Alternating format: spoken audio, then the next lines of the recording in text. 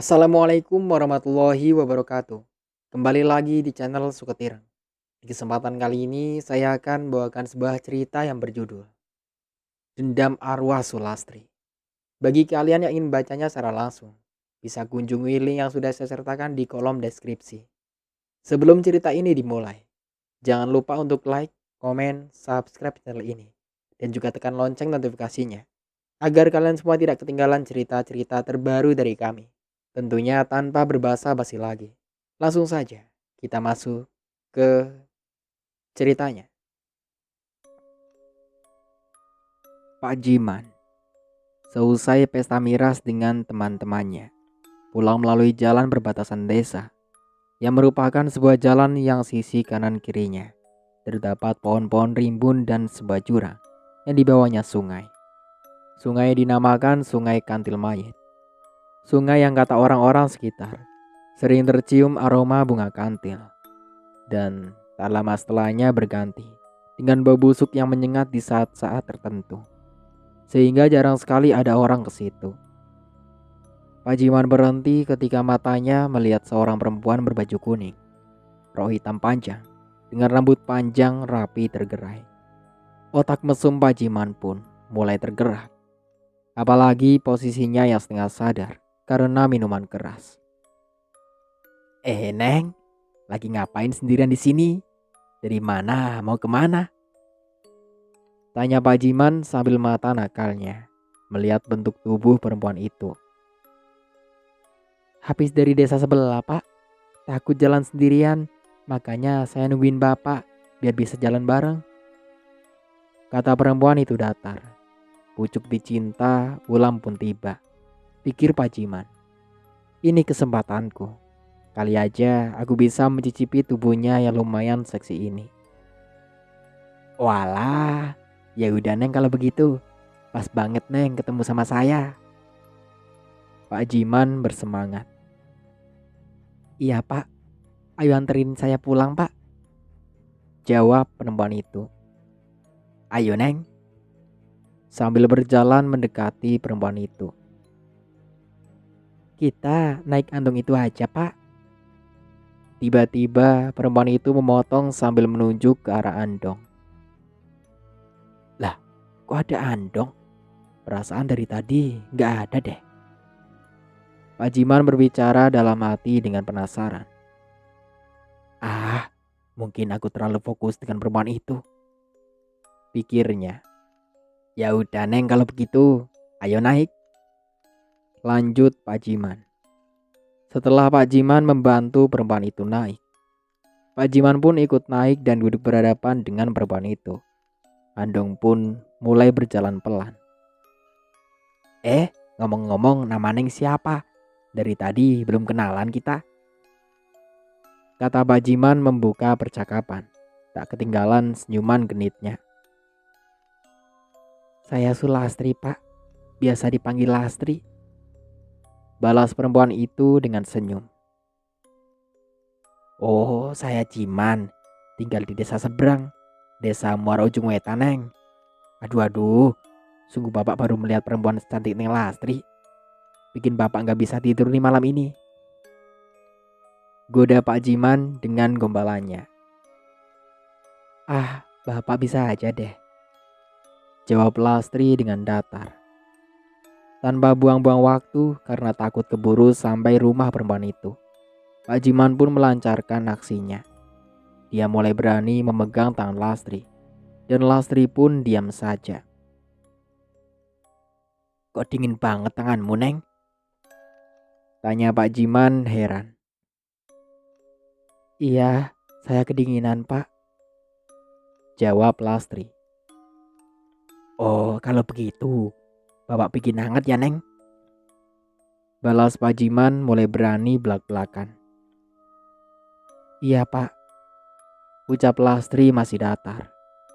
Mendengar itu, Pak Jiman pun berpindah ke tempat duduk di sebelah Lastri dengan tetap memegang tangannya. Pak Jiman mulai sedikit lebih berani. Diciumnya tangan Lastri, dan Lastri hanya diam saja dengan tatapan kosong masih ke depan. Dirangkulnya perempuan yang bernama Lastri itu. sambil tangan kirinya menyusuri tangan sampai pundak, leher dan wajah Lastri. Dia menolehkan wajah Lastri dengan tangan kirinya, sehingga wajah Pak Jiman dan Lastri saling berhadapan. Pak Jiman pun mulai mendekatkan bibirnya dengan bibir Lastri. Sambil menutup mata, Pak Jiman melancarkan aksinya. Namun saat sudah mulai dekat, Pak Jiman tiba-tiba mencium bau busuk bercampur bau anyir darah. Karena penasaran, Pak Jiman pun membuka matanya. Sontak Pak Jiman kaget setengah mati dengan apa yang dilihatnya. Perempuan yang bernama Lastri, yang tadinya cantik, seksi, kulitnya bersih putih, rambut panjang rapi, kini berubah menjadi menyeramkan. Mata kirinya berlubang mengeluarkan darah dan nanah yang bau. Wajahnya rusak dengan adanya luka goresan, seperti digores pisau di seluruh wajahnya. Siapa kamu? Tanya Pak Jiman ketakutan. Tanpa menjawab, Lastri hanya tertawa cekikikan. Melihat itu, Pak Jiman pun semakin takut dan berpindah duduknya di tempat semula. Pak Kusir, tolong berhenti. Ada setan. Teriak Pak Jiman tergagap. Pak Jiman menoleh ke arah kemudi kusir andong tersebut. Betapa kagetnya Pak Jiman. Ternyata dari tadi andong ini berjalan sendiri tanpa kusir. Melihat ini, tidak ada jalan lain. Dia memilih lompat dari andong. Daripada di sini terus bisa-bisa pingsan atau mati. Bruk. Tubuh Pak Jiman terguling-guling di tanah bebatuan. Dengan masih menahan sakit, Pak Jiman berdiri dan berlari dengan tenaga yang masih tersisa. Di tengah Pak Jiman berlari, dia mendengar perempuan itu tertawa cekikan lagi. Kali ini rasanya semakin terdengar keras di telinga Pak Jiman. Jam alarm berbunyi. Aku bangun dengan mengucek mata sambil mematikan alarm. Ku tengok jam alarm tadi, pukul 4 subuh. Aku bangkit dan merapikan tempat tidurku. Lalu aku berjalan ke kamar mandi untuk mencuci muka. Ku ambil handukku yang kugantungkan di belakang pintu kamar mandi. Dinginnya pagi ini tidak seperti kemarin-kemarin. Mungkin karena tadi malam hujan, pikirku. Aku pun ke dapur untuk membuat secangkir kopi. Dingin-dingin begini, enak nih ngopi, pikirku. Dengan membawa secangkir kopi dan tak ketinggalan rokok dan ponselku, aku duduk di ruang depan. Kusulut rokok kretekku yang kulihat tinggal satu batang. Tumben Lastri jam segini belum mengirim pesan singkat kepadaku. Biasanya dia jam segini sudah mengirimku beberapa pesan singkat kepadaku. Pikirku dalam hati, sambil memandang ponselku berharap berdering, menerima pesan dari tunanganku, Lastri. Biasanya jam segini dia sudah mengirimku pesan singkat yang isinya, "Pagi sayang, bangun sayang, jangan lupa sholat subuh ya yang," dan sebagainya. Hampir separuh rokok kuhisap, dan juga ponselku berdering. Mungkin kali ini aku lebih dulu mengirim pesan ke dia, pikirku. Mungkin dia kelelahan dan belum bangun. Setelah selesai mengetik, kukirimkan pesanku pada Lastri. Sambil menunggu pesan terkirim, kupandangi terus ponselku. Kenapa tidak ada laporan terkirim? Apa nomor Lastri tidak aktif ya? Tapi selama ini nomornya selalu aktif. Tidak biasanya dia seperti ini. Gumamku sendiri. Mungkin dia lupa mencarger ponselnya, pikirku. Rokok pun habis. Aku memutuskan untuk menjalankan sholat subuh sambil menunggu kabar balasan dari Lastri tunanganku. Kulihat ibuku sudah bangun dan sedang berwudu. Aku pun meminta ibu untuk sholat berjamaah. Aku adalah anak satu-satunya. Selama 8 tahun kami, aku dan ibu, sudah ditinggalkan ayah. Ayah meninggal dalam sebuah kecelakaan kerja yang merenggut nyawanya. Ayah tertimpa besi rangka baja saat pembuatan sebuah bangunan pabrik garmen di sebuah kota A. Kami sangat terpukul karena kehilangan ayah sebagai kepala keluarga yang mencari nafkah untuk menghidupi kami berdua. Beliau juga sosok ayah yang baik, panutan bagiku. Selesai sholat subuh bersama ibu, aku berniat kembali ke ruang depan untuk menghabiskan kopi dan mengecek apakah pesanku sudah sampai ke Lastri, atau mungkin Lastri sudah membalas pesanku. "Salim, kenapa wajahmu nampak gelisah begitu?" Tiba-tiba ibuku bertanya saat aku ingin kembali ke ruang depan. "Tidak apa-apa, Bu," jawabku. "Jangan bohong pada ibu. Ibumu ini tidak bisa kamu bohongi," lanjut ibu. "Ini tentang Lasri, Bu. Biasanya setiap pagi dia mengirim pesan ke Salim, tapi hari ini Lasri tidak mengirim pesan ke Salim. Salim sudah mengirimnya pesan duluan, Bu. Namun tadi pesan Salim belum terkirim juga. Kayaknya nomornya tidak aktif, Bu," jawabku menjelaskan. "Oh, itu toh yang membuat kamu gelisah. Mungkin Lastri kelelahan, atau mungkin juga Lastri lupa mencarger ponselnya toh?" Jelas ibuku. "Iya, Bu, Salim juga beranggapan seperti itu tadi. Mungkin sekarang Lastri sudah membalas pesan Salim, Bu," balasku dengan penuh harapan. "Ya sudah, kamu cek ponselmu sana. Dan jangan lupa mandi. Ibu mau siapin sarapan buat kita dulu," kata ibu yang mulai berjalan ke dapur. Aku pun kembali duduk di kursi depan. Sambil meraih ponselku, aku menyalakannya. Ternyata belum juga ada balasan dari Lastri. Aku cek pesanku di kontak terkirim. Belum terkirim juga. Aku coba telepon, tetap saja tidak aktif nomornya. Ya Allah, kenapa perasaanku tak terang begini? Ada peringan Lastri. Semoga dia baik-baik saja ya Allah. Batinku dalam hati. Kopi pun aku minum habis. Ku tengok jam pada ponselku. Sudah pukul 5:30 pagi. Mana mungkin seorang Lastri bisa jam segini belum bangun? Karena dia setiap hari terbiasa bangun jam 4. Atau mungkin sebelum jam itu. Karena dia harus ke pasar dan mempersiapkan semua bahan untuk membuat bubur ayam. Jam 5 pun dia seharusnya sudah keliling ke sekitar pasar dan kampungnya. Hatiku pun makin resah dan pikiranku tak karuan. "Salim, cepat mandi. Sudah siang. Kamu kan harus berangkat kerja," teriak ibuku dari dapur. "Iya, Bu," jawabku. Aku pun menyingkirkan hal-hal buruk tentang Lastri. Selesai mandi, aku bergegas berganti pakaian kerjaku. Sambil ku sempatkan mengecek ponselku. Kalau Lastri membalas ponselku. Hatiku mencelos. Lastri belum juga membalas pesan dariku. "Salim, sudah selesai ganti bajunya. Ini sarapannya sudah siap, Nak," tiba-tiba ibu berkata setengah teriak, sehingga membangunkan lamunanku. "Iya, Bu, sebentar lagi Salim selesai," jawabku sambil ku keluarkan kepalaku ke pintu. 5 menit kemudian aku ke meja makan, menyusul ibuku yang sudah menungguku di sana. "Ayo kita sarapan dulu, Nak," kata ibu. "Iya, Bu," jawabku. Rasanya aku tidak ingin makan. Pikiranku terus ke Lastri, sehingga aku hanya mengambil sedikit nasi.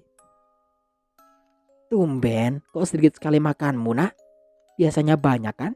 Apalagi ibu masak masakan kesukaanmu, sayur kentang, sayur bayam dan bergedel.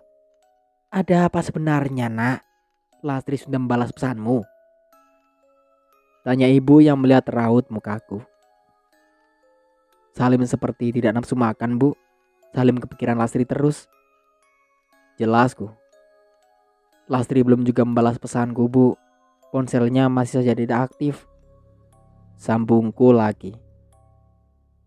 "Apa mungkin Lastri sakit, Nak? Ya udah, nanti ibu coba ke rumahnya. Ibu juga takut terjadi apa-apa dengan calon mantu ibu," kata ibu ingin membuatku lebih tenang. "Iya, Bu, tolong ya, Bu, ibu ke rumahnya. Nanti kalau ada apa-apa, ibu kabarin Salim aja lewat pesan atau telepon," kataku memohon. "Iya, Nak, kamu tenang aja ya," jelas ibu. "Terima kasih ya, Bu," sambil mencium tangan ibuku. Ibuku hanya tersenyum dan menganggukkan kepalanya. Ya sudah, kamu siap-siap berangkat sana. Sudah jam 6 loh. Kata ibu sambil melihat jam di dinding. Aku pun bersiap-siap berangkat. Sebenarnya jam kerjaku mulai pukul 8. Namun karena tempat kerjaku berada di tengah kota. Dan tempatku di desa yang bisa dibilang desa yang kecil. Dan jauh dari keramaian kota. Maka aku berangkat pagi. Kira-kira 1,5 jam baru aku sampai di tempat kerjaku. Aku bekerja sebagai karyawan di sebuah perusahaan X yang merupakan perusahaan dealer mobil yang bisa dikatakan paling besar di kota itu. Banyak mobil-mobil sport mewah terbajang rapi. Saat itu jumlahnya juga lumayan banyak, yaitu 27 mobil. Sudah 5 tahun aku bekerja di sini. Semula aku hanyalah seorang OB atau cleaning service yang tugasnya menjaga kebersihan seluruh ruangan dan mobil-mobil yang ada di sini. Beruntung, setelah 2 tahun aku menjadi OB. Berkat kebaikan Pak Indra, pemilik dealer ini, aku diangkat menjadi supervisor. Waktu setengah jam tersisa aku habiskan untuk beres-beres meja dan semua arsip-arsip yang nantinya aku siapkan untuk aku bekerja. Hai Lim, ucap Junot sambil menepuk pundakku. Aku pun kaget setengah berjingkat, karena aku tak tahu kedatangan Junot yang diikuti Sarah di belakangnya. Gila kamu Not, bikin jantukku mau copot aja, kataku dengan sedikit geram. Melihat itu Junot dan Sarah pun mentertawakanku. Ya elah Lim, itu aja kaget. Kamu bersihin meja sambil ngelamun ya? Kata Junot sambil masih cengar-cengir. Enggak kok, siapa yang ngelamun? Lagian siapa yang gak kaget sih kalau digituin? Ungkapku sewot. Udah lama Salim, Junot kan emang orangnya gitu. Maafin ya, kata Sarah yang ingin menengahi. Walaupun aku seorang supervisor, aku tidak menganggap rendah bawaanku. Aku menganggap semua sama, yaitu kerja dengan orang. Seperti Junot dan Sarah, dia adalah teman baikku selama ini. Iya Rah, aku tahu kok, udah biasa Junot kayak gitu, kataku. Oke Pak Supervisor, saya mau beres-beres dulu ya, kata Junot melangkah ke depan dengan masih cengar-cengir. Mas Salim kenapa? Ada masalah? Kalau mau cerita-cerita aja, Sarah dengerin kok, kata Sarah padaku. Ini sebenarnya tentang Lasri Sar, tunanganku. Hari ini tidak biasanya dia tidak SMS aku. Jangankan SMS, nomornya juga tidak aktif, sambungku. Terus Mas sudah coba datang ke rumahnya? Tanya Sarah. Belum, karena rumah Lasri agak jauh dari desaku. Lagian juga aku harus buru-buru berangkat kerja kan? Jawabku sambil menatap ponselku. Ya udah, nanti habis pulang kerja Mas Salim langsung ke rumah Mbak Lasri aja. Jadi Mas Salim gak kepikiran terus kayak gini. Mungkin aja ponselnya rusak Mas, apalagi gak ada pulsa. Hehehe. Ungkap Sarah sambil garuk kepala. Ya kali aja, mungkin aku aja yang terlalu berlebihan, timpalku. Ya udah, aku ke depan dulu ya Mas. Mau bantu Junot ngecek mobil-mobil di depan, kata Sarah sambil melangkah ke depan. Aku pun hanya mengangguk tanda mengiyakan. Sebelum aku duduk di kursi, aku sempat menelpon nomor Lasri lagi. Nomor Lasri kembali tidak aktif. Pikiranku pun kembali dipenuhi rasa khawatir. Hari ini aku benar-benar tidak konsen untuk bekerja. Aku putuskan untuk pergi ke dapur untuk membuat sangkir kopi tanpa menyuruh Pak Didi, OB di sini. Loh, Mas Ali mau bikin kopi? Biar saya buatkan Mas, ucap Pak Didi yang tiba-tiba masuk ke dapur. Gak apa-apa Pak, saya lagi kepengen buat kopi sendiri aja. Bapak sudah bersihin mobil-mobil di depan, tanya aku mengalihkan perhatian. Iya, ini niatnya mau bersihin Mas, tapi tadi lihat Mas pas lewat sini, jawabnya. Oh ya gak apa-apa Pak, Bapak bersihin aja dulu mobil-mobilnya. Ini juga udah mau selesai bikin kopinya, Balasku meyakinkan. Ya udah, saya ke depan ya mas. Pak Didi minta izin. Iya pak, jawabku singkat. Aku pun kembali ke kursiku dengan secangkir kopi di tanganku. Aku keluarkan rokok yang kubeli sewaktu aku berangkat tadi pagi. Kuisap dalam-dalam rokokku. Dan pikiranku terus saja tentang Lastri. Aneh, kenapa aku sebegitu gelisah dan sepanik ini ya?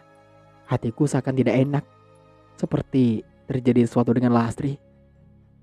Gumamku dalam hati sambil mengisap rokokku. Pikiranku mulai kemana-mana. Membayangkan apa saja yang mungkin terjadi dengan tunanganku Lastri. Mataku menatap jendela yang tembus ke jalan raya. Tanpa mengabaikan kendaraan lalu lalang dengan ramainya. Lastri? Apa itu Lastri? Gumamku. Aku pun berdiri mendekat ke jendela. Samar-samar kulihat seorang wanita berdiri di seberang jalan. Memakai baju warna kuning dan rok panjang dengan tatapan ke arahku. Karena saking banyaknya kendaraan lalu lalang menghalangi pandanganku. Aku pun keluar untuk memastikan itu Lastri atau bukan. Setelah sampai di depan, anehnya wanita tadi sudah tidak ada. Kemana perginya dia? Apa dia Lastri? Gumamku sambil terus mata ini mencari-cari wanita tadi. Aku yakin tadi itu Lastri. Matanya, rambutnya, pakaian dan roknya sama persis seperti punya Lastri. Mas Salim kenapa? Lihat apaan sih? Tanya Sarah yang tiba-tiba muncul, membuyarkanku. Nggak apa-apa kok. Cuma tadi aku kayak lihat orang mirip banget sama Lastri. Jawabku kembali mataku mencari wanita yang mirip Lastri tadi. Mana mas? Nggak ada tuh. Mas salah lihat kali. Pasti mas kepikiran sama Mbak Lastri ya. Makanya ke bawah halu gitu.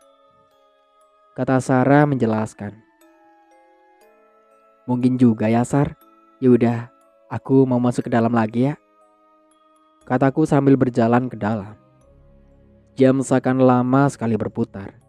Sementara keinginanku ingin segera ke rumah Lastri untuk mengetahui apa yang terjadi. Kalaupun dia sakit, pasti sakitnya parah. Aku khawatir karena Lastri hidup seorang diri. 3 tahun lalu, ibunya meninggal karena sakit kanker otak. Sedangkan ayahnya sudah lama bercerai dan menikah lagi sejak Lastri masih berumur 3 tahun. Ponselku berdering. Seketika itu membangunkan lamunanku. Ternyata telepon dari ibuku. Halo, assalamualaikum nak. Ibuku mengawali pembicaraan. Iya, waalaikumsalam bu. Bagaimana bu? Ibu sudah ke rumah Lastri? Gimana keadaannya bu? Apa Lastri sakit? Parah kah bu? Tanyaku dengan pertanyaan yang memberondong. Sudah nak, tapi ibu tidak menemukan Lastri di rumah. Rumahnya terkunci. Ibu tadi sempat takut kalau Lastri kenapa-napa di dalam. Sama ibu minta bantuan tetangga sekitar untuk mendobrak pintu Lastri. Ungkap ibu. Lalu bagaimana Lastri bu? Dia kenapa? Potongku. Dengarkan dulu nak. Setelah para tetangga berhasil mendobrak pintu rumah Lastri, kami tidak menemukannya. Lastri tidak ada di mana-mana nak. Barang-barangnya pun masih ada dan lengkap. Ibu juga sempat menanya beberapa tetangga Lastri, namun mereka semua tidak tahu. Ungkap ibu setengah menangis. Ya Allah bu, kemana Lastri sebenarnya? Aku sungguh sangat kepikiran bu. Tenang nak, nanti setelah kamu pulang kerja, kita ke rumah Lastri lagi. Kita cari sama-sama ya nak. Kata ibu. Iya bu, terima kasih ya bu, sudah mau mencari Lastri. Nanti aku dari sini langsung jemput ibu ya. Jawabku. Iya nak, kamu jangan kepikiran yang aneh-aneh dulu ya. Fokus sama kerjaan kamu dulu. Tutur ibuku. Iya bu, assalamualaikum. Jawabku mengakhiri telepon. Iya nak, waalaikumsalam. Sungguh hari ini pikiranku terus memikirkan Lastri. Entah mengapa aku sangat mencemaskannya. Ingin rasanya segera pulang saat ini juga untuk mencari Lastri. Tapi mau bagaimanapun pekerjaanku merupakan tanggung jawab dan kewajibanku. Jam pun menunjukkan pukul 5 sore. Aku bersiap-siap untuk pulang. Setelah sampai rumah, ibuku ternyata sudah menungguku di depan rumah. Tanpa basa-basi, aku dan ibuku langsung menuju rumah Lastri. Sesampainya di sana, aku langsung mencoba masuk ke rumah Lastri. Namun hasilnya nihil. Aku dan ibu tidak menemukan Lastri dimanapun. "Ibu, sebenarnya kemana Lastri, Bu?" kataku terisak. "Sabar sayang, coba kita tanya-tanya lagi ke tetangga ya," usul ibuku. Tanpa menjawab, aku pun langsung keluar dari rumah Lastri, rumah tetangga sebelah Lastri. Sudah lebih dari 10 rumah aku tanyai, namun semuanya bilang tidak tahu tentang kepergian Lastri. Lim, lagi ngapain kamu? Kok kayaknya gelisah begitu?" tanya Udin tiba-tiba yang entah dari kapan. Dia sudah di belakangku. "Din, kamu lihat Lastri nggak?" tanya aku langsung. "Enggak tuh, emang dia kenapa? Kayaknya kamu gelisah bener," tanya Udin balik. "Sehari ini Lastri nggak ada di rumah, kabarnya pun nggak ada. Aku khawatir dia kenapa-napa, Din," jawabku. Mungkin dia pergi sama pacar barunya, ninggalin kamu yang gak punya apa-apa," kata Udin yang sangat membuat hatiku geram. Namun aku memilih diam karena aku lebih ingin fokus ke pencarian Lastri. Aku pun meninggalkannya. Aku sudah tidak heran dengan Udin dan beberapa laki-laki di kampung Lastri. Ban motorku pun sering dikempesin saat aku sedang ngapel di rumah Lastri. Karena mereka menyukai Lastri dan iri melihatku bisa memiliki Lastri. Karena Lastri merupakan bunga desa di kampungnya. Tak terasa sudah 3 jam lebih aku dan ibuku mencari Lastri. Sampai aku mendatangi tempat-tempat yang sering dia lewati saat berkeliling berjualan bubur ayam. Namun hasilnya tetap saja nihil. Tak ada tanda atau petunjuk sedikit pun tentang Lastri. Akhirnya aku dan ibuku sepakat untuk pulang. Besok aku mencarinya lagi sendiri. Sesampainya di rumah, aku pun langsung baringkan tubuh lesuku ke tempat tidur. Sempat terpikir olehku perkataan Udin tadi. Apa memang Lastri mengkhianatiku dengan pergi bersama orang lain? Tidak mungkin. Lastri bukan orang seperti itu. Aku tahu betul dia. "Mas Salim, tolong aku Mas." "Lastri, kenapa kamu? Dari mana aja? Aku sehari ini mencari kamu. Kenapa kamu minta tolong?" kataku mendekati Lastri. "Tolong Mas, tolong aku," jawab Lastri terus mengatakan kata tolong. "Nak, bangun nak. Kamu mimpi ya?" Ibu berkata sambil menepuk-nepuk pipiku. Sontak aku terbangun dari tidurku. "Bu, aku mimpi Lastri, Bu. Dia terus saja meminta tolong. Apa mungkin dia sedang diculik, Bu?" kataku gelisah. "Tenang nak, itu cuma mimpi," jawab ibuku. "Ini bukan hanya sekedar mimpi, Bu. Sangat jelas di mimpiku kalau Lastri sedang mengalami masalah. Dia terus minta tolong, Bu, dan wajahnya pun sangat sedih," sanggahku. "Apa mungkin kau harus lapor polisi, nak? Mungkin dengan cara itu kita bisa menemukan Lastri," usul ibu. Aku hanya terdiam.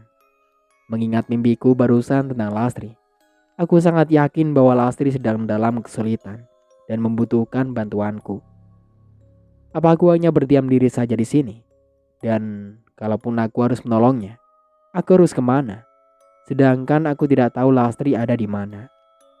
Apa mungkin aku mengikuti saran ibu untuk lapor ke polisi? "Ya udah, kamu tidur lagi ya nak. Besok kita pikirkan lagi masalah ini," kata ibu membuyarkan lamunanku. Aku hanya mengangguk dan kembali merebahkan tubuhku. Bagaimana aku bisa tidur? Sedangkan tunanganku sedang membutuhkan bantuanku. Jam menunjukkan pukul 4 pagi. Aku bangun dari tempat tidurku. Aku mencuci muka dan membuat segelas kopi. Mataku serasa berat karena semalaman sejak aku bermimpi Lastri. Aku tidak bisa memejamkan mataku lagi. Bunyi pintu di depan diketuk seseorang. Siapa yang bertamu pagi-pagi begini? Pikirku. Iya, sebentar. Jawabku setengah berteriak. Setelah aku membuka pintu, terkejutlah aku melihat orang yang aku lihat di depanku saat ini.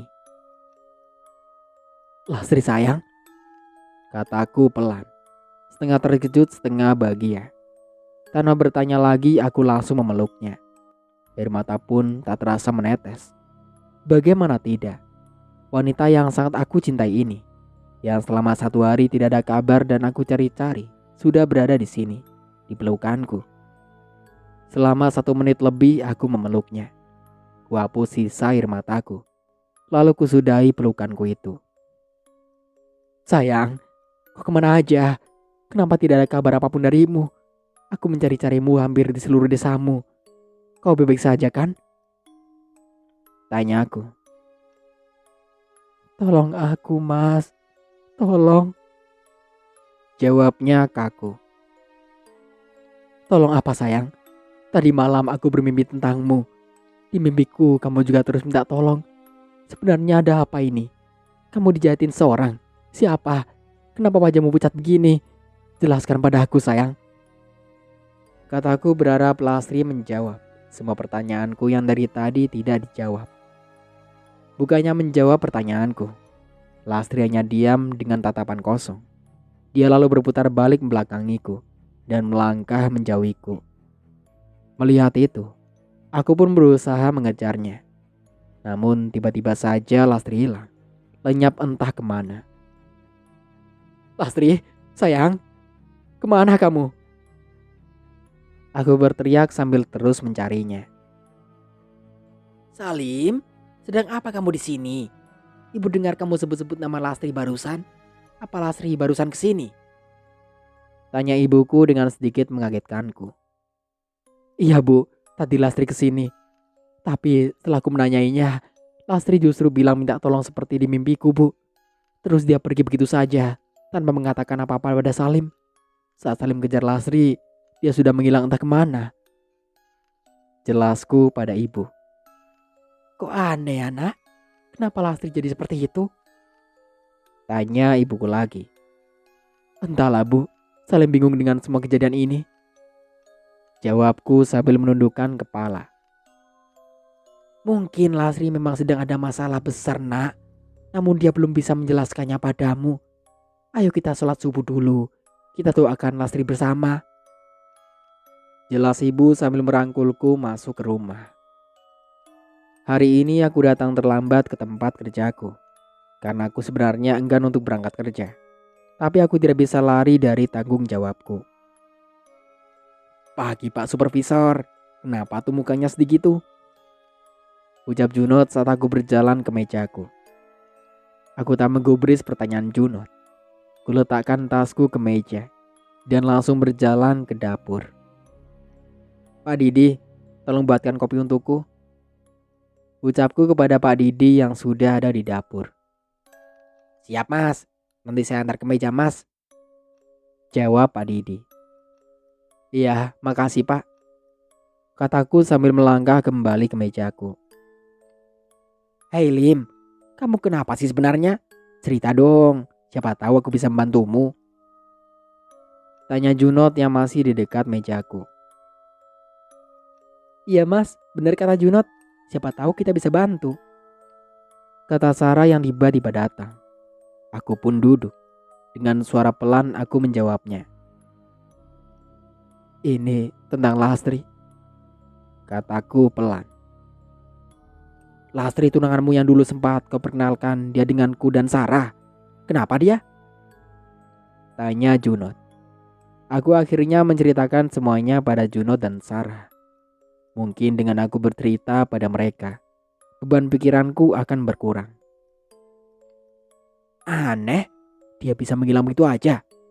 Apa kau tak mengejarnya? Tanya Junot. Sudah, aku sudah mengejarnya. Dia benar-benar cepat sekali menghilang. Entah kemana perginya, aku tak tahu. Balasku. Kau bilang tadi wajah Lastri pucat. Jangan-jangan, kata Junot. Jangan ngawur kamu, Not. Potong Sarah. Apa sebaiknya Mas lapor ke polisi aja? Lanjut Sarah. Aku memang sempat berpikir seperti itu. Namun aku belum yakin kalau Lastri hilang atau diculik orang.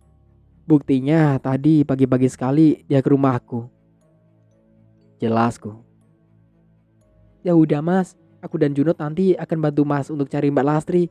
Mas yang sabar ya, kata Sarah sambil menepuk bahuku. Mereka pun izin pergi untuk kembali bekerja. Di depan, Junot pun kembali mengungkapkan argumennya yang tadi sempat dipotong Sarah tentang Lastri. Sarah, aku yakin dengan apa yang mau aku bilang tadi pada Salim, kata Junot pada Sarah. Jangan ngawur kamu, Not. Kalau kamu bilang tadi di depan Mas Salim, bukannya bisa membuatnya semakin bingung dan kepikiran? Jawab Sarah agak keras. Iya sih, tapi kan aku cuma memberikan argumenku, balas Junot masih ngotot. Aku bilang jangan ngomong seperti itu sama Mas Salim. Kalau kamu masih ngeyel, kamu bakal ngerasain rasanya bugemku ini, kata Sarah sambil mengepalkan tangannya di depan muka Junot. Iya, galak bener jadi cewek, jawab Junot sedikit ngambek. Pulang kerja aku pun langsung mencari Lastri lagi. Kali ini aku mau fokus melakukan pencarian di tempat-tempat Lastri jualan. Mungkin saja ada orang yang tahu. Lim, lu masih nyari Lastri? Tanya Udin saat aku lewat di pos ronda. Iya, jawabku singkat. Udahlah, gak usah dicari. Dia udah bahagia sama orang lain. Sambung Asep yang memang sedang nongkrong dengan Udin. Hatiku rasanya sakit mendengar perkataan mereka. Darahku mendidih menunjukkan emosiku naik. Namun percuma aku meladeni mereka.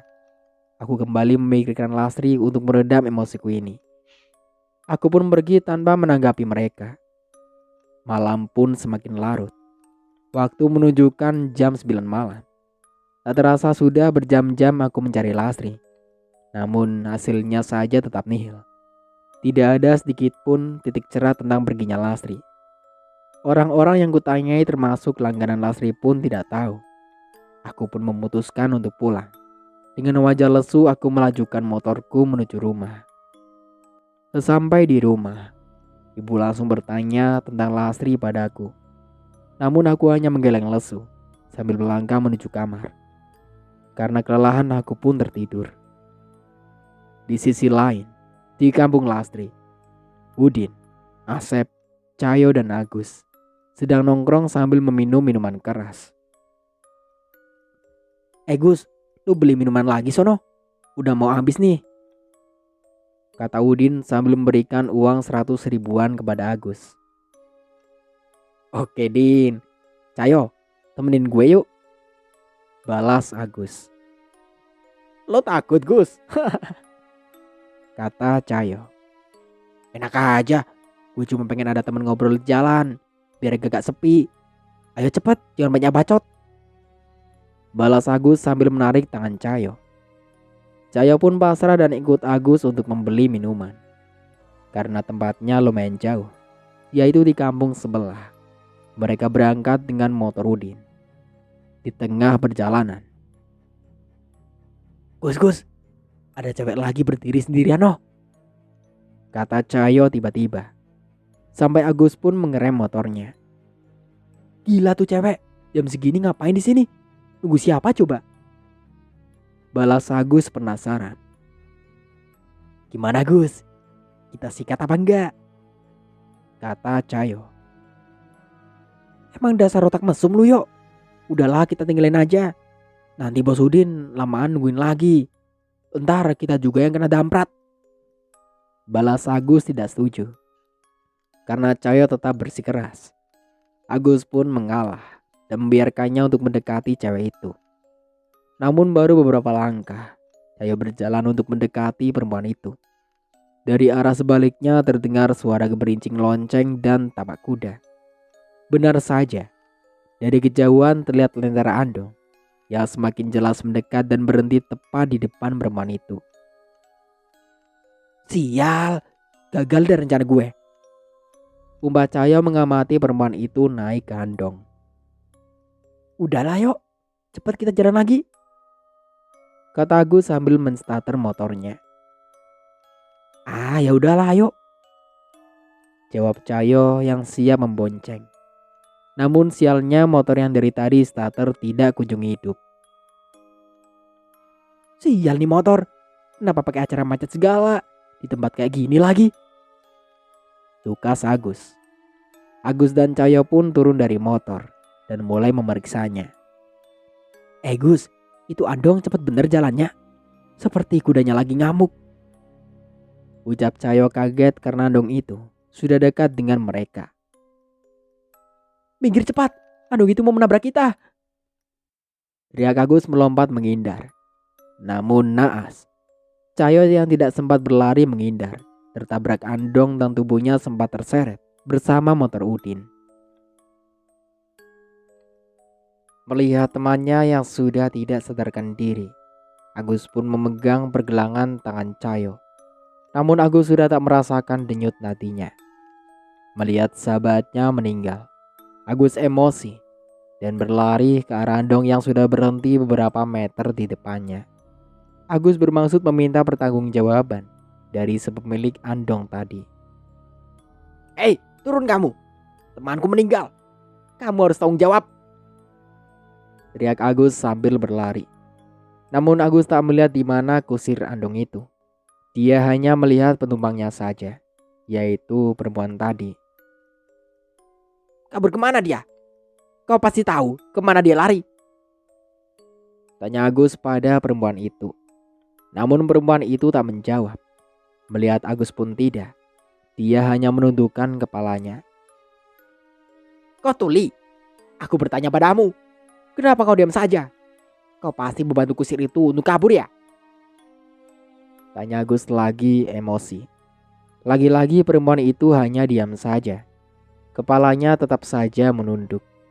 Karena merasa tak dijawab, Agus menghampiri perempuan tadi. Woi, aku bertanya padamu.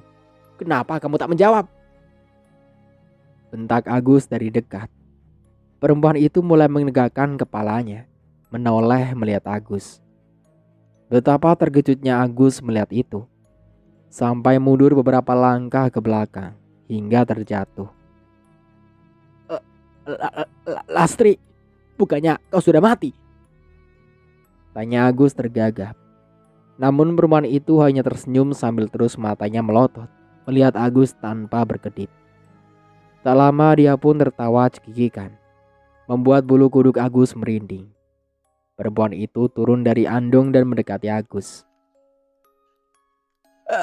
Kau mau apakan aku, Lastri? Jangan bunuh aku. Aku mohon. Aku cuma disuruh. Ampuni aku, Lastri, kata Agus ketakutan dan memelas. Namun lagi-lagi perempuan itu tak menjawab. Dia mengarahkan tangannya seakan mencekik leher Agus. Melihat itu Agus mundur dengan masih merangkak di tanah. Agus berpikir secepat mungkin dia harus menjauh agar perempuan itu tak bisa menjangkaunya. Namun Agus salah. Walaupun dia sudah merasa agak jauh dari perempuan itu, lehernya mulai sakit. Sambil memegangi lehernya, Agus berteriak minta ampun. Tubuh Agus perlahan mulai terangkat. Sambil tetap memegangi lehernya, tubuhnya terangkat sampai sama tingginya dengan pohon-pohon mira di sisi jalan. Agus pun sudah tak bisa mengeluarkan sepatah kata pun dari mulutnya karena rasa cekikan pada lehernya yang semakin kencang. Tak hanya sampai di sini, Agus sampai badannya berputar, kepala di bawah dan sedangkan kakinya di atas. Dia hanya bisa pasrah melihat dirinya sebentar lagi akan mati. Dan benar saja, tubuh Agus pun jatuh. Agus jatuh dengan kepala membentur batu-batu di pinggir jalan. Kepalanya bocor dan terlihat darah yang terus merembes keluar dari kepalanya. Jam alarm berbunyi seperti biasa di kamar Salim. Salim terbangun sambil tangannya mematikan alarm di samping bantalnya. Sungguh tidur yang lelap, batinku. Aku bangun dari tempat tidurku. berjalan menuju kamar mandi. Sampai di dapur, aku melihat ibuku yang entah bangun jam berapa. Kulihat ibu sedang memotong daun bawang. "Ibu sudah bangun juga?" tanyaku. "Sudah, Nak. Ibu nanti mau ke pasar. Bahan-bahan dan bumbu dapur sudah hampir habis," jelas ibuku. "Oh iya, Bu. Mau saling antar?" tawarku. "Tidak usah, Nak. Ibu jalan kaki saja sambil hitung-hitung olahraga," jawab ibu sambil tersenyum. "Ya sudah, Bu. Saling mandi dulu," kataku sambil membuka pintu kamar mandi. Ibuku hanya tersenyum dan mengangguk. Selesai mandi, aku pun berganti pakaian. Sarapan sudah ibu siapkan di meja makan. Namun sebelum aku menyantap makananku, aku dikagetkan oleh suara kentongan dan teriakan beberapa warga. Karena penasaran, aku pun keluar untuk melihat dan memastikan apa yang sebenarnya terjadi. Kulihat beberapa tetangga juga mulai keluar rumah. "Ada mayat! Ada mayat!" teriak orang yang tadi memukul kentongan. Aku pun penasaran dan mencoba mendekati orang-orang yang mulai berkumpul di sana. "Maaf Pak Rusdi, apa benar ada mayat ditemukan? Memang mayat siapa, Pak?" tanyaku penasaran pada Pak Rusdi yang saat itu sudah ada di situ. "Iya Mas Salim, di perbatasan desa.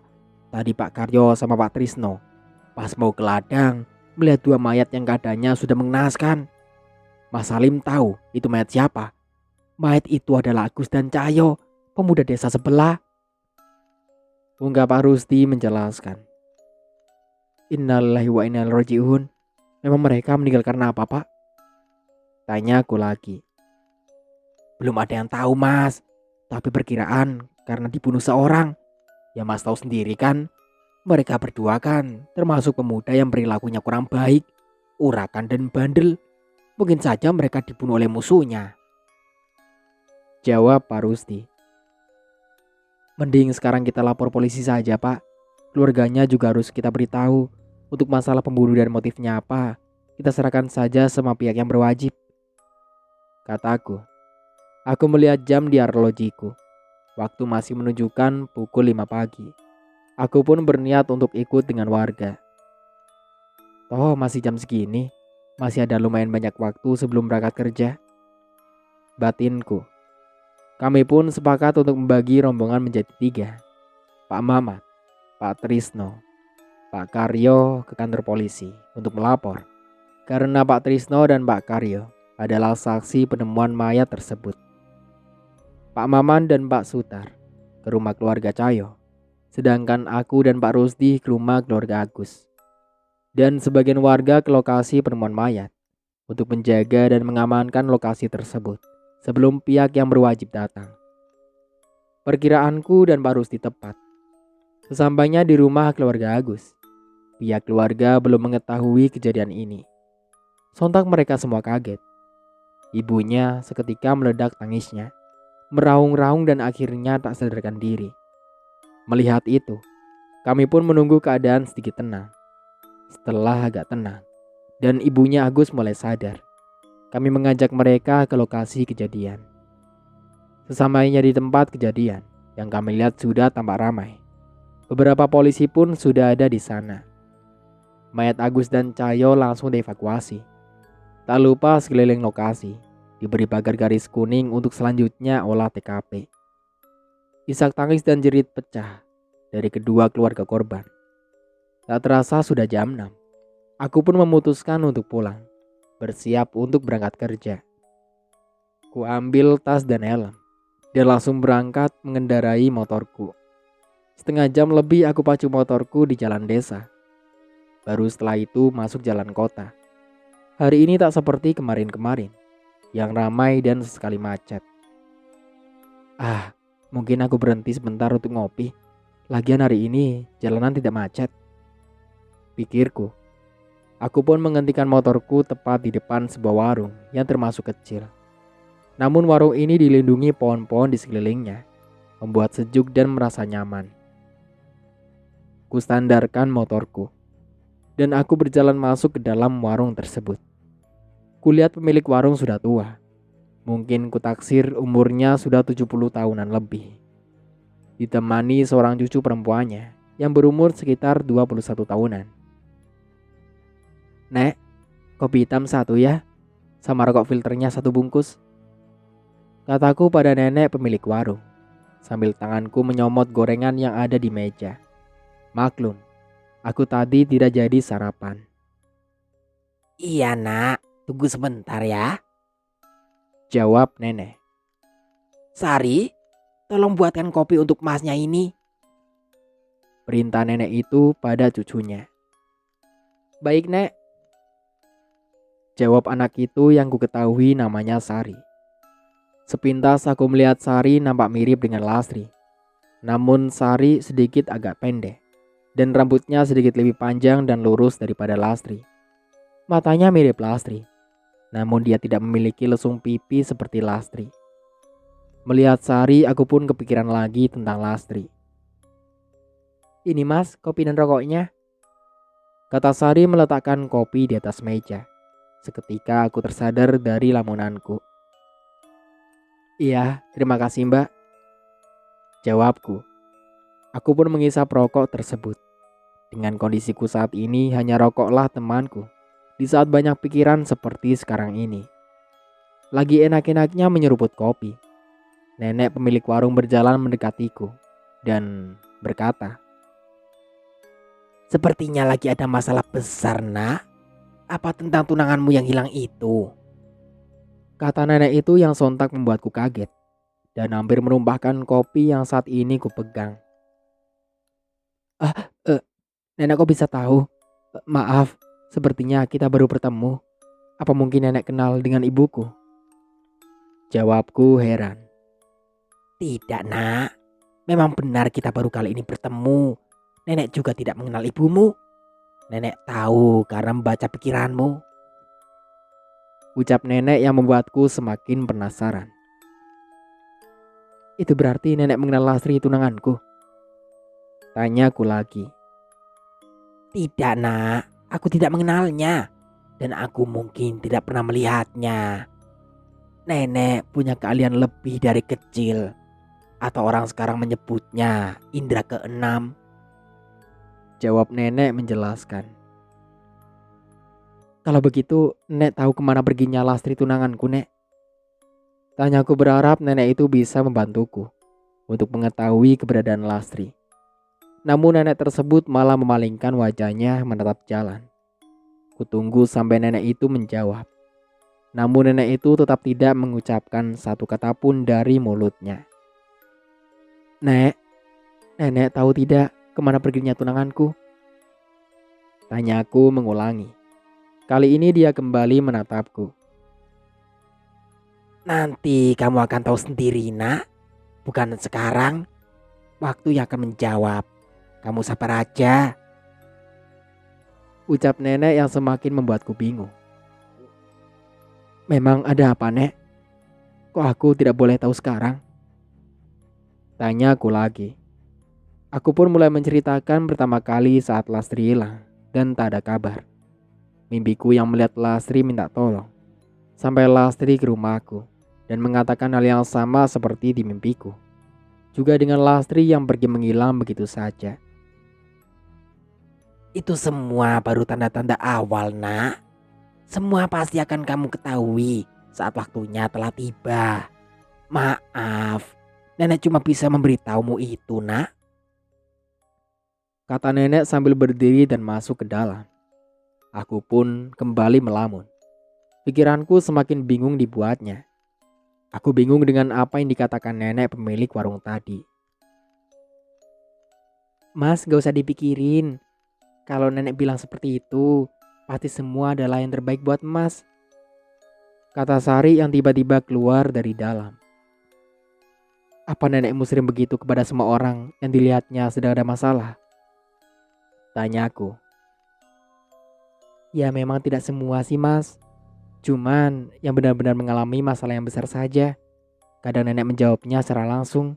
Kadang juga seperti jawaban yang diberikan pada mas tadi.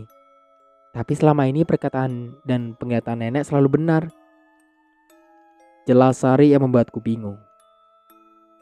Jadi, aku saat ini dalam masalah besar. Tanya aku. Ya, bisa dibilang begitu, Mas. Masnya sabar aja. Seperti yang dikatakan nenek, Mas akan tahu semuanya saat sudah tepat waktunya. Jawab Sari. Sebenarnya masih banyak pertanyaan-pertanyaan yang ingin aku lontarkan pada Sari. Namun waktu yang tak bisa diajak kompromi. Aku perlu menghabiskan kopiku dan mengeluarkan dompet. Ku ambil uang untuk membayar kopi, rokok yang ku beli, dan beberapa gorengan yang aku makan tadi. Makasih Mbak, kapan-kapan aku mampir lagi. Sebenarnya aku masih banyak pertanyaan yang ingin aku tanyakan pada Mbak. Tanyaku setelah menyerahkan uang pas pada Sari. Iya, Mas. Tapi jangan malam ya, Mas. Karena warung tutupnya jam 5 sore. Jawab Sari. Aku pun mengangguk pada Sari. Sebelum meninggalkan warung, aku sempatkan melihat ke dalam. Sebuah ruangan di mana nenek masuk ke ruangan itu. Berharap nenek tadi keluar. Sepertinya nenek itu tidak akan keluar. Ucapku dalam hati. Aku pun kembali melanjutkan perjalanan menuju tempat kerjaku. Setelah 30 menit aku pun sampai. Pagi Mas Salim. Tumben, biasanya Mas Salim dulu yang sampai. Apa bangun yang telat? Kata Sarah kepadaku yang sedang memarkirkan motorku. Gak juga Sar. Tadi aku mampir ke warung untuk sekedar ngopi dan mengisi perut. Di rumah tadi gak sempat sarapan sih. Jawabku. Aku pun masuk ke dalam menuju meja kerjaku. Diikuti Sarah di belakangku. Kulihat Junot sudah ada di situ. Sedang merapikan peralatan bengkel. Oh iya, gimana dengan pencarian Mbak Lasri, Mas? Apa sudah mendapatkan petunjuk? Tanya Sarah setelah aku duduk di kursi. Masih sama, belum ada tanda petunjuk tentang dia. Tapi aku tadi sempat dibuat bingung dan penasaran oleh nenek pemilik warung yang tadi aku sempat ngopi di situ. Jawabku. Memang nenek itu bicara apa sih, Mas? Sampai membuat Mas bingung dan penasaran? Tanya Sarah ingin tahu. Kulihat Junot mulai mendekat dan berdiri di sebelah Sarah. Dia mengangguk sambil tersenyum. Aku tahu Junot juga seperti Sarah. Dia ingin tahu dan berharap aku bercerita semuanya. Akhirnya aku putuskan untuk menceritakan semuanya tentang apa yang dibicarakan nenek pemilik warung dan cucunya yang bernama Sari itu. Kuceritakan awal mula saat nenek itu bicara padaku dan pergi begitu saja meninggalkanku. Juga perkataan Sari tentang neneknya itu. Aneh, mungkin memang ini masalah yang sangat besar. Buktinya nenek itu tidak menjawab secara terus terang. Malah kayak teka-teki gitu. Ucap Junot. Ya udahlah, kan si Sari juga udah bilang kayak gitu. Kalau waktunya sudah datang, pasti Mas Salim akan tahu sendiri. Mas Salim harus sabar dan kuat saat kelak mengetahui semua ini ya. Sambung Sarah. Iya, gua harap begitu. Terima kasih kalian sudah mau mendengarkan ceritaku ini. Kataku pada Sarah dan Junot. Sarah pun tersenyum dan mengangguk sambil berjalan ke depan untuk memulai pekerjaannya. Namun tidak dengan Junot. Dia beberapa saat terdiam di tempatnya, mengerutkan alisnya, dengan matanya menatap ke bawah. Kamu kenapa, Not? Tanyaku heran. Gak apa-apa kok. Ya udah, aku lanjut kerja dulu ya. Jawabnya yang sedikit agak kaget. Aku bertanya. Aku pun mulai menyibukkan diriku dengan pekerjaan. Namun sebentar saja aku kembali teringat perkataan nenek pemilik warung tadi, yang lantas membuat pikiranku tidak konsen dengan pekerjaanku. Aku menyibukkan kembali pekerjaanku, mengalihkan pikiranku sejenak tentang pertanyaan-pertanyaan di benakku. Di sisi lain, di rumah Udin, Asep kala itu sedang main ke rumah Udin. Dia dan Udin sedang asik bermain game di kamar Udin. Pemuda pengangguran. Ya, itulah sebutan mereka. Din, gimana perkembangan tentang pembunuh Agus dan Cahyo? Apa polisi sudah temuin titik terang? Tanya Asep masih tetap mainkan stick PS dan tetap fokus ke layar TV. Belum, Sep.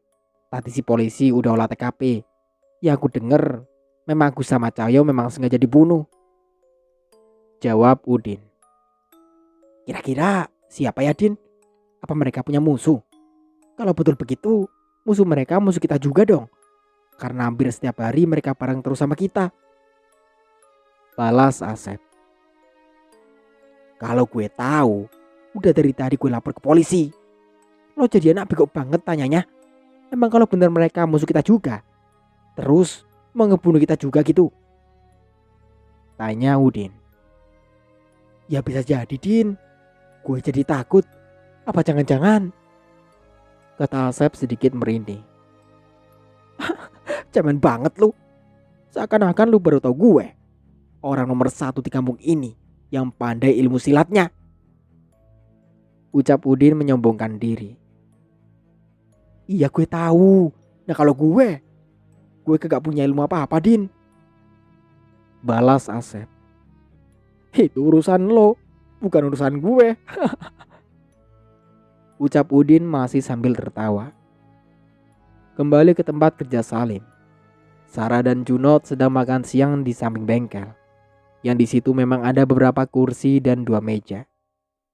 Ini pertama kalinya mereka berdua makan berdua saja. Yang biasanya mereka makan bertiga dengan Salim.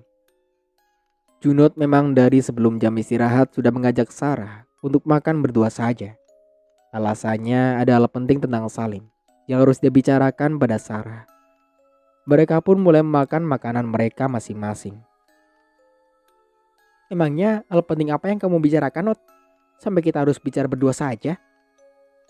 Tanya Sarah yang dari tadi penasaran tentang apa yang dibicarakan oleh Junot. Tentang Lastri yang hilang gak wajar. Tidak ada seorang pun tahu kemana perginya. Dan tentang perkataan nenek pemilik warung tadi yang diceritakan sama si Salim.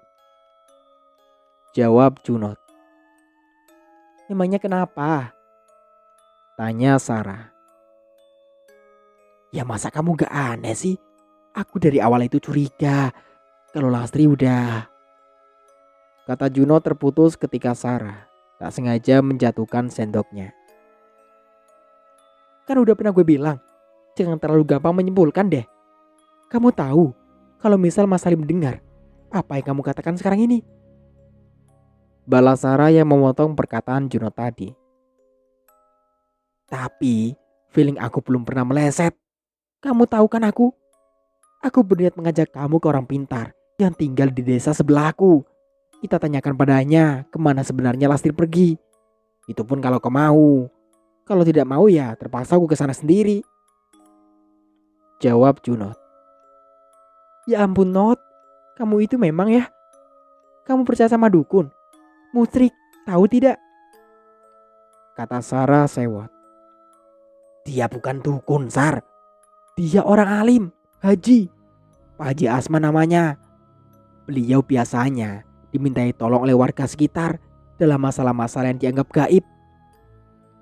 Jelas Junot meyakinkan Sarah. Jadi menurutmu hilangnya Mbak Lastri itu merupakan hal gaib? Aneh kamu.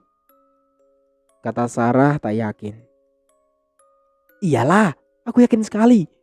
Ayolah, kamu juga ikut denganku ke rumah Pak Haji Asman. Agar kita tahu apa yang sebenarnya terjadi dengan Lastri sebenarnya. Apa kamu tidak kasihan melihat Salim setiap hari ngelamun gitu? Mikirin Lastri terus. Ucap Junot berharap Sarah menyetujui dan mau ikut bersamanya. Sarah hanya diam. Dia memikirkan perkataan Junot. Ada benarnya juga sih. Dan tidak ada salahnya aku ikut bersamanya ke rumah Pak Haji Asman. Oh, dia bukan dukun. Ucap Sarah dalam hati. Kok malah diam? Bagaimana? Mau ikut kan? Ayolah. Kata Junot lagi. Iya, aku ikut deh. Jawab Sarah akhirnya. Siap.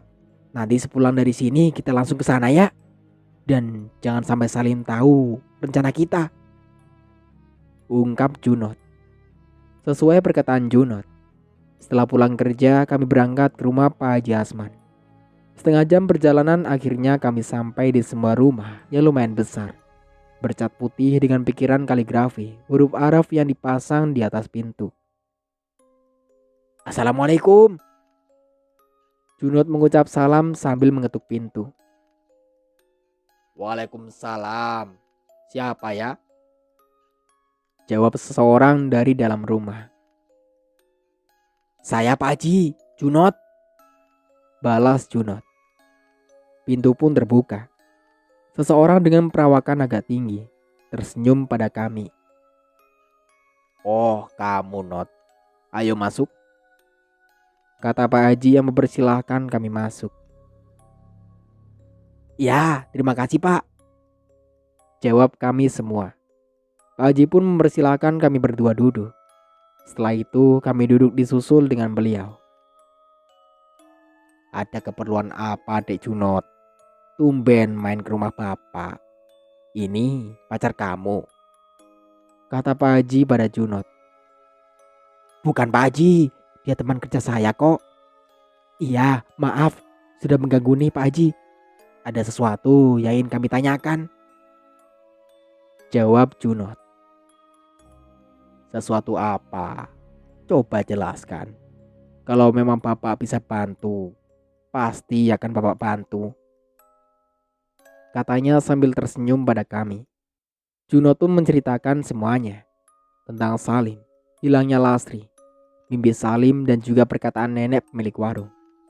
Sarah pun mengiyakan sambil mengangguk sekali. Setelah kami rasa semuanya telah kami ceritakan, kami menunggu jawaban dari Pak Haji Asman.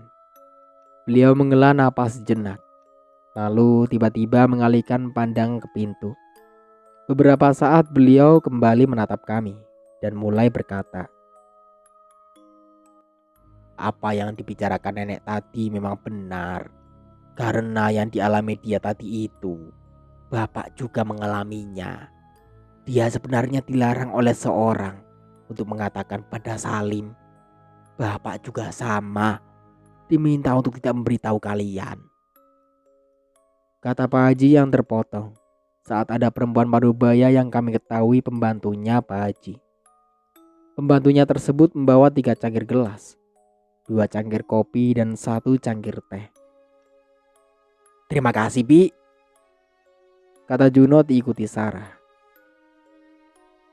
Silakan diminum Dek Junot, Mbak Sarah, kata Pak Haji.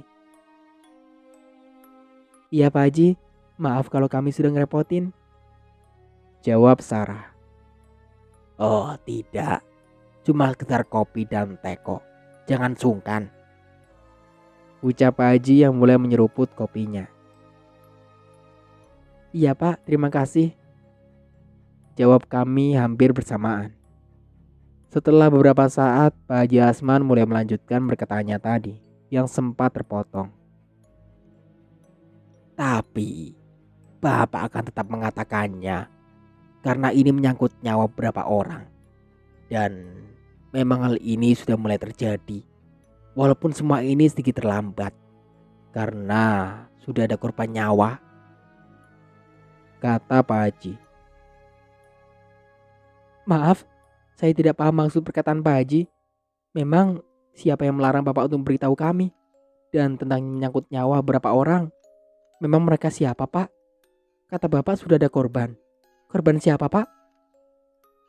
Tanya Sarah yang kelihatan bingung mendengar perkataan Pak Haji Asman. Begini nak, mungkin juga kalian tidak akan percaya apa yang akan Bapak sampaikan pada kalian. Lastri sebenarnya sudah meninggal, jawab Pak Haji. Meninggal? Bapak serius? Kata Sarah yang sontak membuat Sarah begitu kaget. Iya Sarah, tadi arwah Lastri datang ke sini, berdiri di depan pintu itu, melarang Bapak untuk beritahu kalian yang sebenarnya. Sama seperti nenek milik warung yang kamu ceritakan tadi. Mungkin nenek itu tidak punya keberanian seperti Bapak. Jelas Pak Haji Asman. Beliau meneguk kopinya dan mulai menanyakan rokok kreteknya yang sebenarnya dari tadi sudah dipegangnya. Keadaan sunyi sesaat sampai Pak Haji melanjutkan perkataannya. Lastri meninggal dengan rasa dendam yang teramat sangat dalam. Dendamnya yang akan membunuh semua pelaku yang terlibat dalam pembunuhannya itu. Dia akan menuntut balas tentang siapa yang menjadi korban. Bapak tidak tahu. Namun akan ada lagi korban selanjutnya nanti. Kita harus mencegahnya melakukan itu. Insya Allah Bapak akan bantu kalian dalam masalah ini. Jelas Pak Haji. Terus bagaimana dengan teman saya Salim, Pak? Apa kita harus memberitahunya tentang semua ini? Kata Junod yang sedari tadi diam. Jangan dulu, Nak. Bapak tahu Salim mungkin tidak akan percaya dengan penjelasan kita ini. Dia akan tahu semuanya nanti. Jawab Pak Haji Asman. Kalian pulang dulu saja. Bapak akan mengabari kalian lewat telepon jika saatnya nanti tiba. Semoga tidak akan terjadi korban nyawa lagi. Sambung Pak Haji. Mereka berdua masih terdiam. Sampai akhirnya mereka percaya semuanya pada Pak Haji Asman. Setelah berpamitan, mereka pun meninggalkan rumah Pak Haji Asman. Junod pun mengantar Sarah pulang ke rumahnya. Sesampainya di depan rumah Sarah, Junod dan Sarah mengobrol sejenak. Tuh kan Sar, apa yang aku bilang? Lastri sebenarnya sudah meninggal kan? Kata Junod pada Sarah yang baru saja turun dari jok belakang motor Junod. Aku masih belum percaya dengan semua ini, Not. Kalau benar Mbak Lastri sudah meninggal, bagaimana perasaan Mas Salim yang kelak akan mengetahui semua ini? Jawab Sarah nada sedih. Aku juga tidak tahu, Sar. Pasti dia bakalan hancur banget. Aku gak bisa ngebayangin Salim akan kehilangan seseorang yang dicintainya itu. Namun semua ini sudah takdir, Sar. Kita hanya bisa berdoa. Semoga saja apa yang terjadi sekarang ini adalah jalan terbaik dari yang di atas. Ungkap Junod yang sekarang juga kelihatan sama sedihnya dengan Sarah. Iya, aku harap juga gitu. Ya udah, aku masuk dulu ya. Kamu hati-hati di jalan. Balas Sarah yang siap melangkah masuk rumahnya. Keesokan harinya di rumah Salim. Bu, aku berangkat kerja dulu ya. Kata Salim sambil mencium tangan ibunya. Loh, kok tumben kamu berangkat pagi sekali, Nak? Baru jam 5:30 loh ini. Kata ibuku heran. Iya bu, Salim ada urusan sebentar. Jadi Salim berangkat lebih awal. Jawabku sambil menyalakan motorku. Ya sudah, hati-hati ya Nak. Iya bu, Assalamualaikum. Waalaikumsalam. Jawab ibuku. Aku sengaja berangkat lebih awal karena aku ingin mampir lagi ke warung nenek kemarin. Sampai di sana aku pun langsung masuk dan memesan kopi. Nek, kopi hitam ya? Kataku. Iya Nak, sebentar ya. Jawab nenek yang sedang membungkuskan nasi untuk pembeli. Tak beberapa lama, Sari keluar dari dalam. Masnya lagi, pesan kopi lagi. Ucapnya sambil membawa air panas dalam termos. Iya nih, jawabku singkat. Aku pun diam-diam memperhatikan Sari. Dia tak tahu kalau aku dari tadi memperhatikannya. Karena dia memang sedang sibuk membuatkan kopi untukku. Ini mas kopinya, silakan. Kata Sari sambil meletakkan kopi di atas meja. Iya, terima kasih ya. Oh iya, namaku Salim. Nama kamu Sari kan? Tanyaku. Iya mas, aku panggil Mas Salim aja ya. Jawabnya. Iya, terserah kamu aja. Jawabku sambil tersenyum. Sari, nenek mau ke pasar dulu ya. Ada beberapa bumbu-bumbu yang habis. kata nenek. Biar Sari aja Nek yang ke pasar. Jawab Sari pada neneknya. Biar nenek aja. Kamu tungguin warung aja. Dan temenin Nak Salim juga. Ucap nenek yang sudah menenteng keranjang plastik untuk membawa belanjaannya nanti. Ya udah Nek, hati-hati Nek. Balas Sari. Sari pun duduk di depanku yang hanya terhalang meja. Namun selama berapa menit kami diam. Jujur aku agak malu. Kamu cuma tinggal dengan nenek kamu? Tanyaku yang akhirnya memulai pembicaraan. Iya Mas, dari umur 8 tahun, ayah dan ibuku meninggal dalam kecelakaan. Motor kerja ditabrak mobil box yang tiba-tiba oleng. Kata Sari. Maaf ya, bukan maksudku membuat kamu sedih. Ucapku. Enggak kok Mas. Balasnya sambil tersenyum. Setengah jam lebih aku mengobrol dengan Sari. Sebenarnya aku masih betah mengobrol dengannya. Namun aku harus berangkat kerja. Sungguh kuakui Sari orangnya asik. Dan aku pun nyaman saat dengan dia. Setiap hari sebelum berangkat aku pun selalu mampir. Walau hanya sekedar ngopi. Saat itu aku dan Sari semakin dekat. Dan tentang neneknya. Beliau entah kenapa selalu menghindariku. Dengan alasan pergi ke pasar. Keluar sebentar. Dan pernah beliau beralasan tidak enak badan. Sehingga beliau tidak keluar sama sekali. Hanya Sari yang menemani aku. Dia yang setia mendengar curhatanku setiap hari. Sesuatu yang aneh pun muncul dari hatiku. Apa mungkin dia mirip dengan Lastri? Aku tidak boleh suka dengannya. Aku sudah punya Lastri. Genap 10 hari sudah Lastri menghilang. Aku yang terus mencarinya sampai hilang harapan. Tidak ada tanda-tanda sedikit pun tentang keberadaannya. Malam itu seperti biasa. Aku mencari Lastri. Menelusuri jalan kampungnya. Dan sesekali bertanya saat aku melihat beberapa orang. Hasilnya tetap nihil. Aku pun memutuskan pulang karena sudah jam setengah 10 malam. Namun saat di perjalanan, aku mendengar teriakan seorang perempuan. Kuhentikan motorku. Kulihat sekelilingku. Namun aku tak melihat apa-apa. Hanya pohon-pohon yang cukup besar yang kulihat.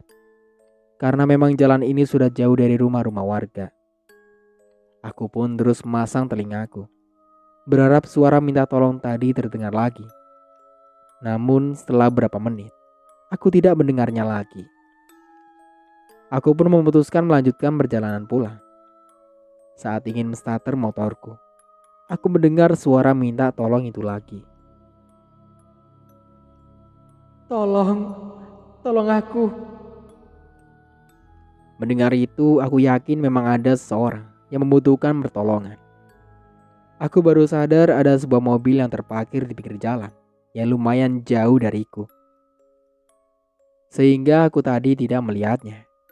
Aku pun mengetahui dan mulai berjalan menuju sumber suara tadi. Yang ku ketahui sumbernya tak lain berasal dari bukit sebelah kiriku. Walaupun bulan bersinar terang, yang kulihat beberapa hari lagi akan purnama. Namun aku tetap menyalakan senter di handphoneku. Ku terabas sekali akar belukar yang menghalangi jalanku. Tolong, jangan lakukan ini. Kumohon. Teriak suara itu lagi disertai tawa seorang laki-laki. Aku menuju ke suara itu, yang kurasa sudah dekat. Kumatikan lampu senter pada handphoneku. Dan ternyata benar. Aku dikagetkan dengan seorang laki-laki yang sedang mengikat paksa seorang perempuan di sebuah gubuk kecil. Dan aku mengenal mereka berdua. Ya, dua-duanya. Laki-laki itu adalah Pak Diro, orang terkaya di kampung Lastri. Pemilik usaha kayu lapis yang hasilnya diekspor ke luar negeri. Sedangkan perempuan tak lain adalah teman akrab Lastri, yaitu Risma. Aku yakin Pak Diro akan merkosa Risma. Kulihat Pak Diro pun mulai membuka paksa baju Risma yang sudah terikat. Dan mulutnya disumpal kain. Melihat itu aku langsung berlari mendekat. Apa yang Bapak lakukan pada Risma? kataku keras. Pak Diro pun terkejut melihat kedatanganku yang tiba-tiba. Kenapa kamu bisa ada di sini? Pergi kau. Jangan campur urusanku dengan dia. Balas Pak Diro. Tidak, aku tidak akan membiarkan semua ini. Perbuatan Bapak sangat memalukan. Sadarkah dengan apa yang Anda lakukan ini? Kataku kekeh. Sialan kau bocah tengik. Mau menasihatiku. Pergi. Atau aku tidak segan-segan membunuhmu. Karena kau sudah tahu semua ini. Bentak Pak Diro sambil mengambil sebuah golok yang ada di bawah gubuk. Aku mohon jangan lakukan itu, Pak. Aku tidak akan memberitahu tentang perbuatan Bapak ini. Asalkan Risma Bapak lepaskan. Kataku berharap Pak Diro menyanggupi permintaanku. Tidak. Aku tidak akan melepaskan dia. Tidak juga kamu. Kalian harus mati. Bentaknya. Namun saat Pak Diro hendak menyerangku, kami dikejutkan suara semak-semak yang seolah menandakan ada beberapa orang yang datang. Melihat itu, aku pun merasa gak tenang. Mungkin orang itu akan bisa membantuku menyelamatkan Risma. Suara langkah kaki semakin dekat. Kulihat bayang-bayang dua orang sedang berjalan ke arah kami. Dan benar saja, mereka dua orang yang aku kenal, Udin dan Asep.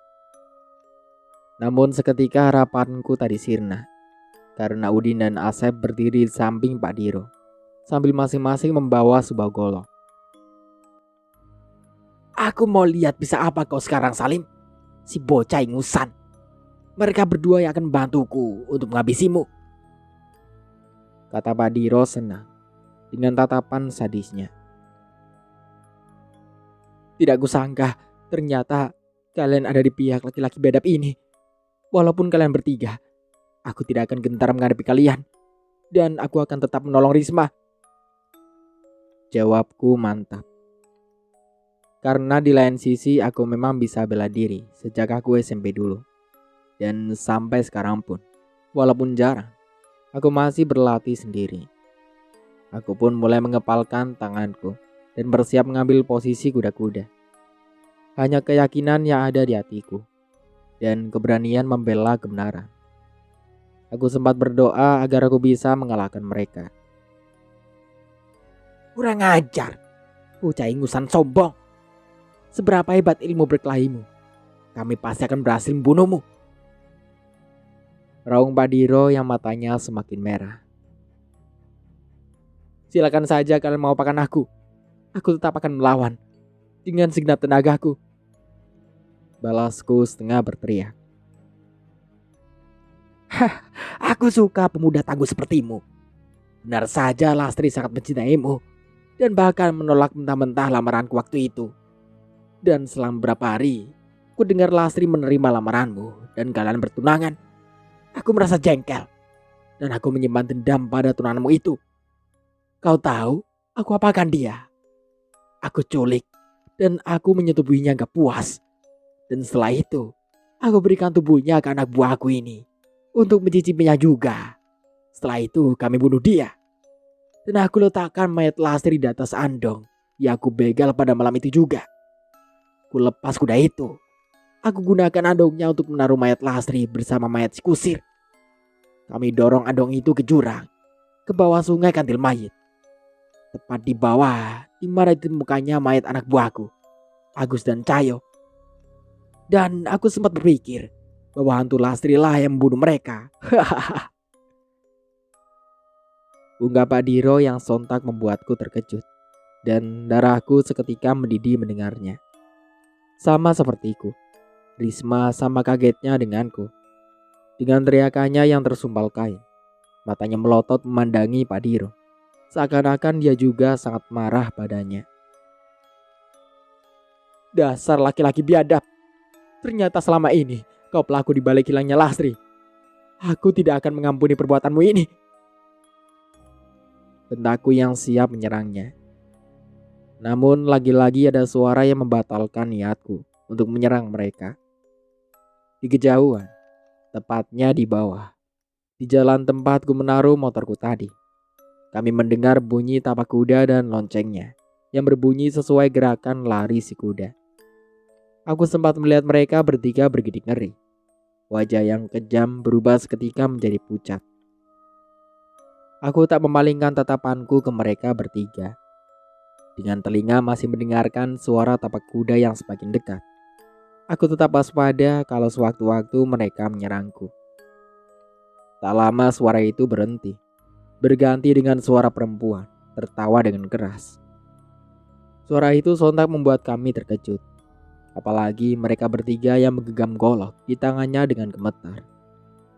Aku masih mencari-cari dari mana asal suara tersebut. Namun tak kulihat seorang pun, kecuali kami berlima. Bos, jangan-jangan itu hantu Lastri. Lebih baik kita pergi. Ucap Udin dengan wajahnya yang pucat dan gemetar. Diam kau. Kita akan tetap membunuh mereka. Cepat, kalian serang dia. Teriak Pak Diro kembali wajahnya merah sambil menyuruh Udin dan Asep menyerangku. Dengan sigap aku pun maju untuk melawan mereka. Aku berhasil membuat jatuh Asep dan membuatnya menjatuhkan goloknya. Asep tidak menyerah begitu saja.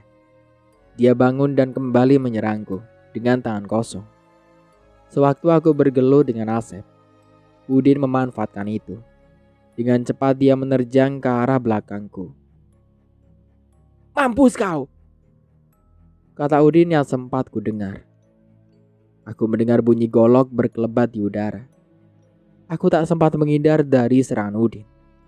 Kurasakan punggungku basah oleh darah, pakaianku sobek. Aku pun mundur. Sesaat kemudian aku merasakan sakit, perih yang amat sangat. Udin berhasil menyabetkan goloknya 2 kali ke punggungku, membuat 2 luka robek yang cukup dalam. Darah terus mengalir dari luka di punggungku. Namun aku tak boleh menyerah. Aku akan tetap maju menghadapi mereka. Walaupun rasanya sakit sekali. Dan bahkan nyawaku taruhannya. Aku pun kembali ingin menyerang mereka. Namun, tawa perempuan tadi tiba-tiba terdengar lagi. Tiba-tiba kami semua dikagetkan oleh seorang perempuan yang duduk di sebuah pohon dengan mengenakan pakaian warna kuning, rok hitam panjang, dan rambut yang awut-awutan. Aku mengenali siapa perempuan itu. Ya, dia Lastri. Entah bagaimana, aku sadar telah meneteskan air mata. Aku senang bisa melihat Lastri. Di sisi lain aku sedih melihat tunanganku itu sekarang telah menjadi hantu. Samar-samar aku mendengar suara beberapa orang lagi yang menerobos semak-semak. Betapa kagetnya aku melihat siapa mereka. Mereka adalah Sarah, Junot, Sari dan seorang laki-laki yang menggunakan jubah dan sorban putih. Salim, hampir saja kami terlambat. Oh ya, dia Pak Jasman yang akan bantumu, kata Juno tersenggal karena kelelahan. Dari perkataan Juno tadi, aku mengetahui sosok laki-laki tadi adalah Pak Jasman. Kenapa kalian bisa tahu aku di sini? Tanyaku heran sambil meringis kesakitan. Pak Haji memberitahu kami bahwa kami harus segera ke sini. Dan tadi kami juga sempat menjemput Sari dan neneknya. Tapi nenek Sari tidak mau, balas Sarah menjelaskan. Lastri kembali tertawa, membuat Junot, Sarah dan Sari kaget. Karena mereka tadi belum sempat melihat Lastri. Tidak dengan Pak Haji Asman yang tetap diam dan mengatakan sesuatu. Lastri, Sulastri, pulanglah nak. Jangan kau turuti dendam setan yang merasukimu. Maafkan mereka, jangan bunuh mereka, ucap Pak Haji ke hantu Lastri. Tidak, aku tidak akan melepaskan mereka. Mereka semua harus mati di tanganku. Mereka sudah merenggut kesucianku dan membunuhku secara keji. Aku digilir, tubuhku dinikmati oleh mereka tanpa adanya rasa kemanusiaan. Setelah itu, aku ditusuk berkali-kali. Dipukulnya kepalaku dengan batu dan membuangku begitu saja seperti binatang. ungkap Lastri. Dengan menggerakkan tangannya, hantu Lastri mencoba membunuh Asep lewat Udin. Tiba-tiba tangan Udin bergerak sendiri. Tangan kanannya yang membawa golok perlahan diarahkan ke leher Asep. Asep yang tak menduga Udin akan membunuhnya hanya bisa diam tanpa bisa bergerak sedikit pun. Udin menyabetkan goloknya ke leher Asep sebanyak 2 kali, yang membuat Asep ambruk ke tanah dengan leher yang hampir putus. Sarah dan Sari menjerit ketakutan melihat kejadian itu.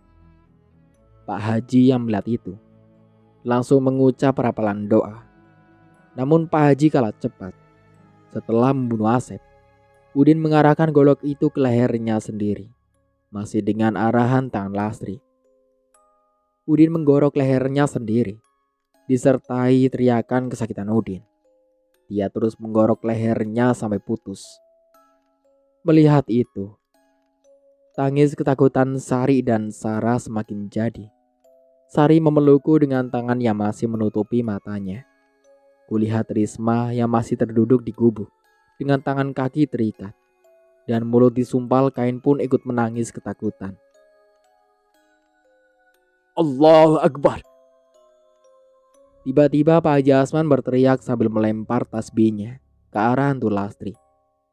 Hantu Lastri pun meraung kesakitan menerima lemparan tasbih yang dilempar oleh Pak Haji. Setelah beberapa saat akhirnya hantu Lastri pun tenang kembali. Lastri, aku minta kau segera pulang ke alammu. Lupakan dendammu itu. Dia yang bersalah akan menerima hukumannya. Biar kekasihmu Salim yang mengurusnya, kata Pak Haji. Seolah Lastri baru sadar ada aku di situ. Dia menoleh menatapku. Maaf Mas, maafkan aku. Aku tidak bisa menjaga kesucianku. Dan maafkan aku telah membuatmu khawatir Mas, kata Lastri menambahkan wajah kesedihan. Aku yang salah Lastri. Aku yang tidak bisa menjagamu dari laki-laki brengsek ini. Akulah yang pantas disalahkan sayang, jawabku sambil meneteskan air mata. Tidak Mas, kamu adalah laki-laki terbaik. Aku bangga sudah menjadi kekasihmu Mas. Dendamku yang membuat arwahku dirasuki jin untuk membalaskan dendamku Mas. Namun sekarang aku harus pulang Mas. Dendam ini kurasa sudah cukup. Aku percayakan laki-laki ini padamu Mas. Biar pihak yang berwajib yang menghukumnya, ungkap Lastri. Iya sayang, Mas janji dia akan dihukum seberat-beratnya, jawabku sambil melihat Pak Diro yang entah dari kapan sudah diikat oleh Cunot. Terima kasih Mas. Satu lagi sebelum aku pergi, aku ingin kamu menikahi Sari. Aku sudah tahu dia perempuan yang baik Mas. Dia akan mencintaimu layaknya aku yang mencintaimu dulu, ucap Lastri yang langsung membuat tangisku semakin jadi. Ayo Lastri, aku akan menuntunmu pulang, kata Pak Haji Asman bersiap membaca doa. Perlahan-lahan sosok Lastri menghilang. Bersama selesainya doa Pak Haji, Lastri lenyap. Keesokan harinya kami dan segenap polisi dan tim SAR mengevakuasi jasad Lastri dan kusir Andong. Sungguh di sini aku menangis lagi karena melihat jenazah Lastri yang membusuk dan tulang-tulangnya yang di beberapa bagian tubuhnya kelihatan. Setelah diotopsi, kami pun memakamkan jenazah Lastri dengan layak. Singkat cerita, hubunganku dengan Sari menjadi semakin dekat. Aku pun meminta izin pada ibuku untuk menikahinya. 1 tahun menikah, Sari mengandung anak kami. Betapa bahagianya aku yang akan punya buah hati sebentar lagi. Sampai saat ini kami hidup bahagia di sebuah rumah yang aku beli di pinggir kota. Dan begitulah akhir dari ceritanya. Semoga dari cerita ini kita bisa ambil hikmah dan pelajarannya. Oh iya, bagi kalian yang mempunyai cerita horor atau misteri, bisa langsung DM akun Instagram saya yang sudah saya sertakan di kolom deskripsi. Tentunya jangan lupa untuk like, komen, subscribe channel ini, dan juga tekan lonceng notifikasinya, agar kalian semua tidak ketinggalan cerita-cerita terbaru dari kami. Sampai jumpa kembali di cerita baru berikutnya. Saya Mang Dayun pamit undur diri. Kurang lebihnya mohon maaf. Wassalamualaikum warahmatullahi wabarakatuh.